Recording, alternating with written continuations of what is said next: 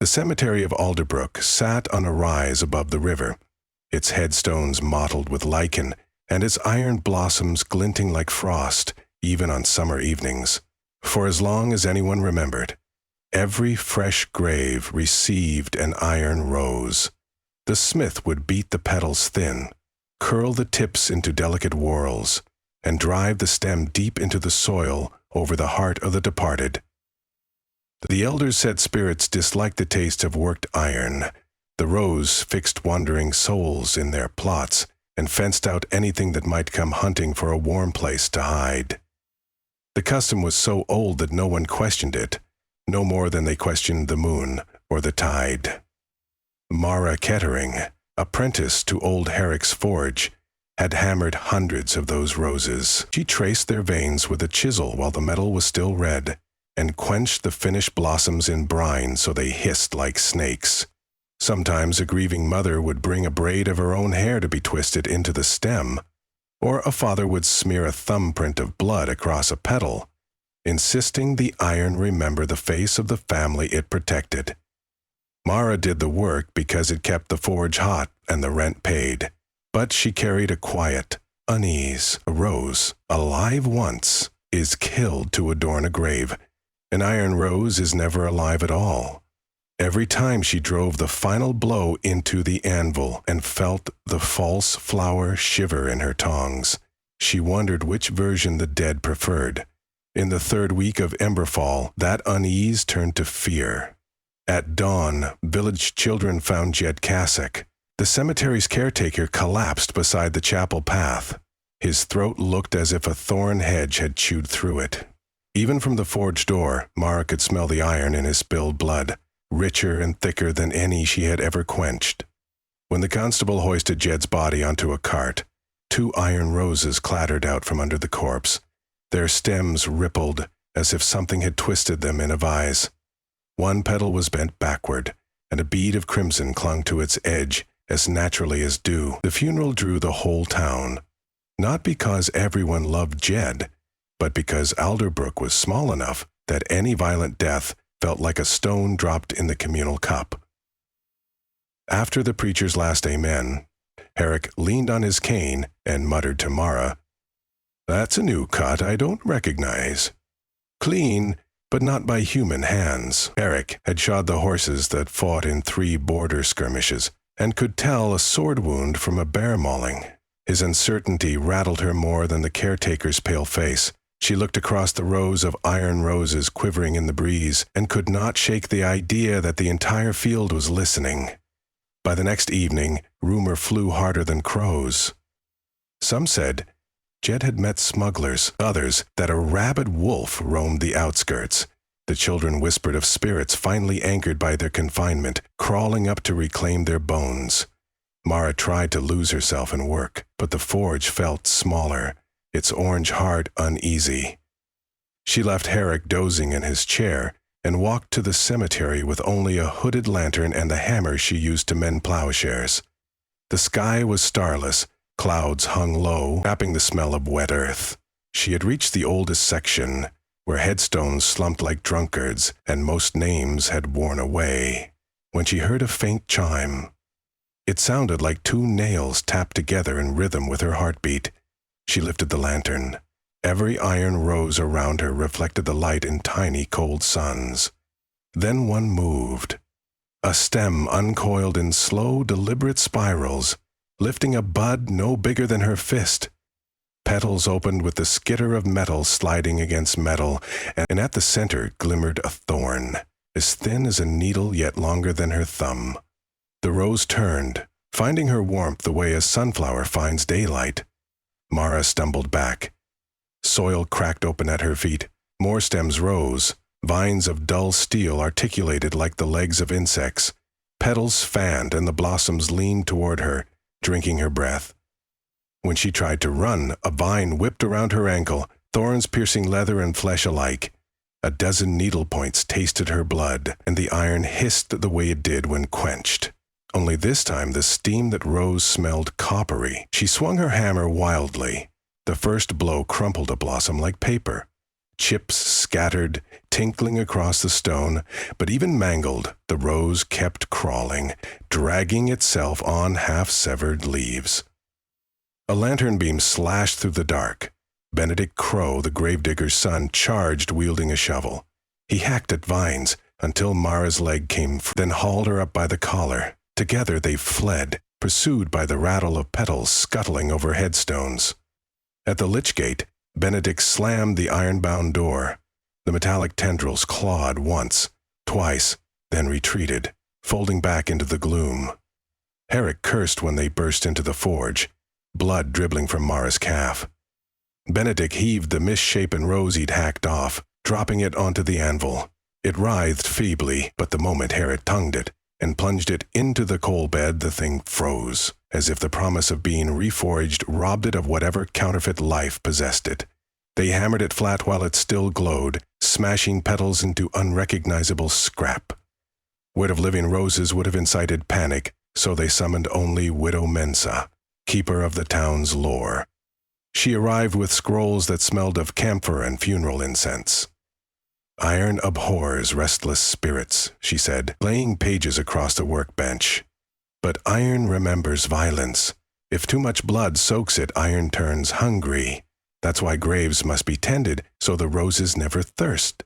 She pointed to an etching of the first burial after the founding war. The ancestors forged a heart rose, seeded with the names of every villager to anchor the rest. It rests atop Silas Alder's crypt. If the heart rose weakens, all its offspring grow unruly. "Then we mend the heart," Herrick said. "Stone binds it in," Mensa warned. "And you'll need new iron, untainted." Thoughts of Jed's torn throat sharpened Mara's resolve. "We have mountain ore waiting in the shed. Pure stuff. We forged tonight." Herrick's arthritis chained him to a stool, but he guided Mara's hands as she kindled the furnace white-hot. She sang the tempering chant under her breath, matching hammer strokes to syllables, embedding order inside the metal. By dawn, 3 fresh roses and a coil of chain lengths lay cooling on the hearth. Mensa blessed them with juniper smoke. Benedict volunteered to help carry the gear. No one wanted Mara limping alone into the necropolis again. They arrived to find the graveyard breathing. Every plot rose and fell subtly, as though the soil itself possessed lungs. Vines poked through turf like stitches straining to burst. Even the newer section, planted only a week prior, quivered with hidden motion. The heart rose crowned a marble box at the hill's summit. Once flawless, it now gleamed dull brown, petals puckered inward, veins webbed with rust that pulsed like clogged arteries. Mara set the untainted chain around the crypt in a wide ring, links resting against stone the way a lock rests against a door. Benediction, hammer and tongs, she had them all, yet doubt bit as fiercely as any thorn. If the heart was rotten, could she reforge it here? The furnace was half a mile away. She touched the calcified blossom and felt a sluggish heat inside, closer to body warmth than forge fire. The rose twitched, almost petulantly. Below, the first fully awakened roses breached the surface, stems spitting dirt, petals bristling. Hundreds more followed, a steel meadow unfurling with predatory grace. They poured downhill like rivulets of mercury, thorns locking and releasing in synchronized garrote-tight clicks. Benedict hefted his shovel, but paled when he realized the wave could swallow 10 men. "Inside," Mara commanded. They levered the stone lid aside and descended into the crypt, dragging the chain after them. The interior smelled of centuries and sealed regret. In the center lay Silas Alder's sarcophagus, the heart rose's stalk piercing the lid, roots spiraling through cracks into the bones beneath. Faint throbs of red surged along those roots each time the roses above claimed fresh blood. Jed's, Mara's, who knew how many animals last night? The heart was feeding. "My forge can starve it," Mara said, "but we can't haul the heart there. We bring the forge here." She rummaged through tool satchels until she found pitch oil, spare bellows, flint. With Benedict, she stacked discarded grave planks and splintered coffins into a crude hearth. Mensa murmured a blessing as they doused it with oil. The instant flame leapt up. Roses outside shrieked in metallic chorus, striking the crypt walls with blade-edged vines. Shards punched the stone like chisels. Dust fell like charred snow. Mara waited until the fire glowed cherry, then gripped the heart rose just below its corroded bloom.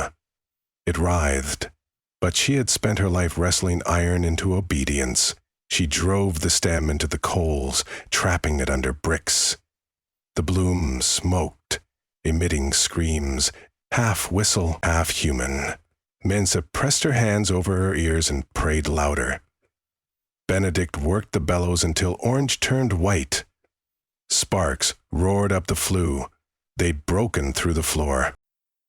A crack fissured the heart rose. Black rust sloughed off, revealing inner layers bright as newborn steel, yet each slough sent tremors through the swarm above. Roses smashed harder, carving fissures. One wall split, admitting a spear of daylight and a flood of predators. They spilled in a screeching torrent, stems snapping like whips, petals scissoring. Benedict met them with shovel and torch, but was driven back, arms laced with bloody pinpricks. Mensa seized fallen chains, swinging them to knock attackers into the fire where they curled and stilled, unable to decide whether they were weapons or blossoms. Mara refused to let go of the heart. She hammered it with a portable sledge, folding softened petals inward so the bloom resembled not a flower, but a clenched fist.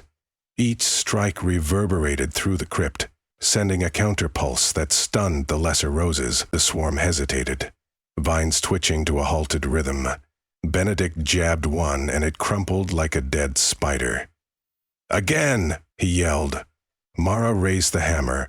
Her arm shook. Heat blistered her palm through the glove. Blood seeped from the wound on her calf and sizzled on the anvil stone. She ignored it, driving iron into itself, welding layers tighter.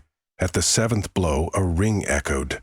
As pure as cathedral bells, the heart shrank upon itself, molten edges knitting seamless. The glow subsided, trading white for gentle cobalt.